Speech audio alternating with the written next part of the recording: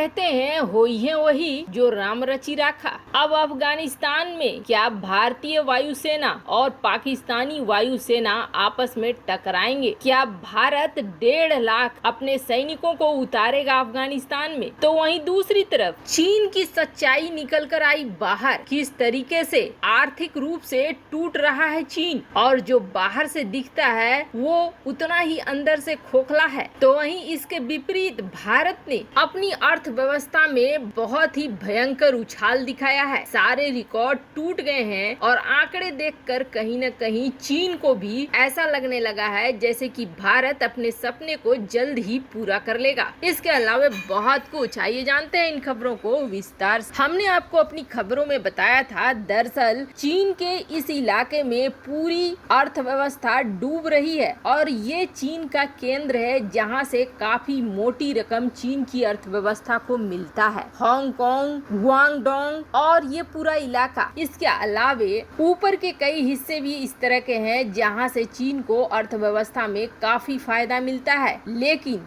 अब सबसे ज्यादा प्रभावित अगर कोई जगह है तो चीन का यही सारा इलाका है। चीन के ट्रांसपोर्ट बंद है, चीन के उद्योग बंद हैं और इस इलाके में बहुत ही ज्यादा अव्यवस्था फैली हुई है। इसे कंट्रोल करने के लिए चीन ने कई जगहों पर तो लॉकडाउन लगा दिया है। अब ऊपर से चीन में जल प्रलय ने और भी ज्यादा धमाल मचा के रखा हुआ है। ये वो इलाके हैं जहाँ चीन पहले से परेशान है। तो बीच के इलाके में मीथेन गैस का रिसाव हो रहा है और ये रिसाव किसी छोटे इलाके में नहीं हो रहा है बल्कि काफी बड़े इलाके में हो रहा है। यहाँ बहुत सारी फैक्ट्रियां भी हैं, कोयला के खदान भी हैं और बहुत बड़ी जनसंख्या भी है। इसे देखकर ही आपको समझ में आ जाएगा कि चीन की असल हालत अंदर से खोखली हो रही है और अब इसका असर उसकी अर्थव्यवस्था में भी देखने को मिला है। चीन पर दूसरी तिमाही में उसकी अर्थव्यवस्था हो गई है धड़ाम। शुरू में तो चीन ने किसी तरीके से जोड़ घटा करके आर्थिक सुधार दिखाने की कोशिश की थी, लेकिन अब धीरे धीरे गिरता हुआ दिख रहा है चीनी अर्थव्यवस्था। पहली तिमाही में 18.3% की वृद्धि दर बताई गई थी चीन के द्वारा, जबकि दूसरी तिमाही में सीधे ये घटकर पहुंच गई है 7.9% की दर पर। धीरे धीरे चीन की अर्थव्यवस्था अंदर से और भी खोखली होती जाएगी क्योंकि दुनिया भर में चीन के BRI प्रोजेक्ट एक एक करके धड़ाम भी होते जा रहे हैं। वहीं भारत की बात करें तो भारत ने अपने लिए जहां लक्ष्य रखा है $5 ट्रिलियन का, वो भी 2024-2025 तक, क्या भारत वहां तक पहुंच रहा है? जो आंकड़े मिले हैं वो आंकड़े बिल्कुल चौंकाने वाले आंकड़े हैं। भारत अपने इस प्लान को लेकर बेहद सीरियस है और इसके लिए पूरी प्लानिंग भी की जा रही है। और आपको बता दें, जो एक्सपर्ट अलग अलग राय दे रहे हैं उस राय में बेहद बड़ा खुलासा हो रहा है। और एक एक्सपर्ट या ये कह दें कि इस वक्त जो भारत के अमीर लोग हैं उनमें दूसरे नंबर पर है गौतम अडानी। गौतम अडानी ने जो इंटरव्यू दिया है वो बिना सिर पैर का नहीं दिया है और उन्होंने जो बातें कही हैं वो जरूर जाननी चाहिए। उन्होंने ये कहा है कि इस वक्त कोरोना की वजह से भले भारत में कुछ सुस्ती दिख रही हो, लेकिन मेरी मानिए आने वाले 20 सालों में भारत की अर्थव्यवस्था होगी $15 ट्रिलियन की, क्योंकि भारत में वो पोटेंशियल है। जहां 5 ट्रिलियन की बात हुई थी तभी कई विपक्षी नेता उछलने लगे थे और कहने लगे थे कि दिन में भारत सरकार सपने देख रही है, लेकिन दरअसल भारत का वो पोटेंशियल है जिससे जो भारत को चीन से आगे ले जा सकता है। और आपको बता दें, एक्सपर्ट ये भी मान रहे हैं कि अगर भारत अपनी परफॉर्मेंस और अच्छा करता गया और बीच में कोई रुकावट नहीं आई तो 15 ट्रिलियन को भी पार करके आगे निकल जाएगा भारत। और वैसे आपको बता दें, जो गौतम अडानी ने कहा उन्होंने उसके लिए रीजन भी दिए और तथ्य भी दिया।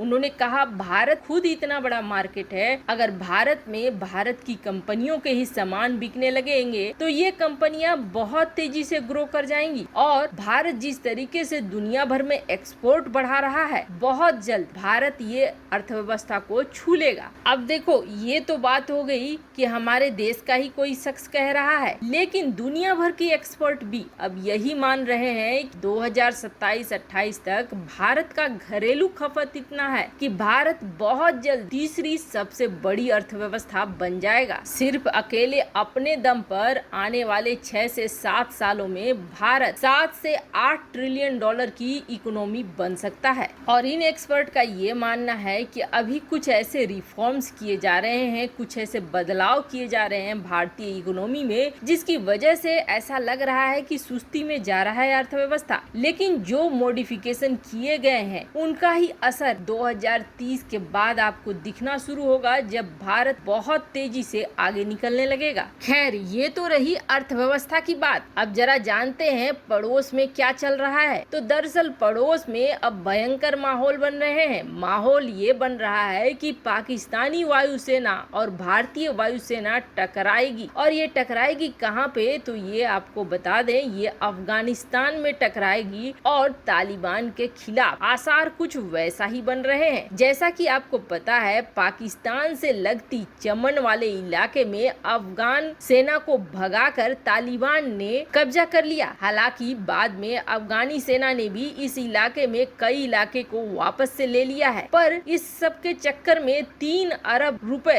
तालिबान को खजाने के तौर पर मिले हैं। अफगानिस्तान के कंधार प्रांत के स्पिन बोल्डक इलाके में सीमा चौकी जब कब्जाने के लिए पहुंची तालिबानी सेना, तो उन्हें 3 अरब रुपए लगे। ये पैसा अफगान सेना छोड़कर भाग गई थी, जिस पर तालिबान आतंकियों का कब्जा हो गया। वैसे यहाँ पर कब्जा होने के बाद पाकिस्तान ने अपनी सीमा को थोड़ा चुस्त दुरुस्त तो कर ही दिया है, लेकिन अब पाकिस्तान ने यहाँ पर हवाई मदद भेजनी शुरू कर दी है तालिबान के लड़ाकों को। और साफ तौर पर पाकिस्तान ने ये कहा है कि अगर अफगानी सरकार ने इस इलाके में तालिबान के ऊपर हमला करा तो हम जवाबी कार्रवाई करेंगे। पाकिस्तान ने अब खुलकर तालिबान का साथ देते हुए अफगान सेना को जवाबी कार्रवाई की चेतावनी दे दी है। पाकिस्तानी वायुसेना ने कहा कि अगर अफगान सुरक्षा बलों को स्पिन बोल्डक क्षेत्र में तालिबान के ठिकानों पर हमला किया तो उसे हमारी जवाबी कार्रवाई का सामना करना पड़ेगा। अफगानिस्तान के उपराष्ट्रपति अमरुल्लाह साहिल ने ट्वीट करके दावा किया है कि पाकिस्तान वायुसेना ने अफगान सेना और वायुसेना को आधिकारिक चेतावनी जारी की है। पर इन सब के साथ भारत में जो राजदूत हैं अफगानिस्तान के, उन्होंने कुछ कहकर बड़ा तहलका मचा दिया है। और ये तहलका ऐसा मचा है कि पाकिस्तान की मीडिया ने इसे हाथों हाथ ले लिया है। दरअसल अफगानी राजदूत ने ये कहा है कि स्थिति अगर और खराब होती है तो हम भारतीय वायुसेना से मदद लेंगे, मदद मांग सकते हैं। हालांकि भारत ने ये इस बात को अभी तक कंफर्म नहीं किया है कि भारत वायुसेना को भेजेगा या नहीं भेजेगा, लेकिन पाकिस्तान के मीडिया हाउस अब ये कह रहे हैं कि भारत 1.5 लाख सैनिकों को अफगानिस्तान में उतारेगा और किसी भी हालत में अफगानिस्तान में तालिबान का कब्जा नहीं होने देगा। हालांकि ये तो पाकिस्तानी वर्जन है, पर कहीं न कहीं तालिबान भारत की सुरक्षा से भी जुड़ा हुआ है। ऐसे में भारत अगर ऐसा फैसला ले लेता है तो कोई बहुत बड़ी बात नहीं होगी, पर इतना जरूर है पाकिस्तान जिस तरीके से उछल रहा है, हो सकता है अफगानिस्तान में भारतीय वायुसेना और पाकिस्तानी वायुसेना की भिड़ंत हो जाए। वैसे आपको क्या लगता है, क्या भारत को अपनी वायुसेना अफगानिस्तान में भेजनी चाहिए? कमेंट कर अपनी राय जरूर बताएं। जल्द मिलते हैं अगले वीडियो में नई खबर के साथ।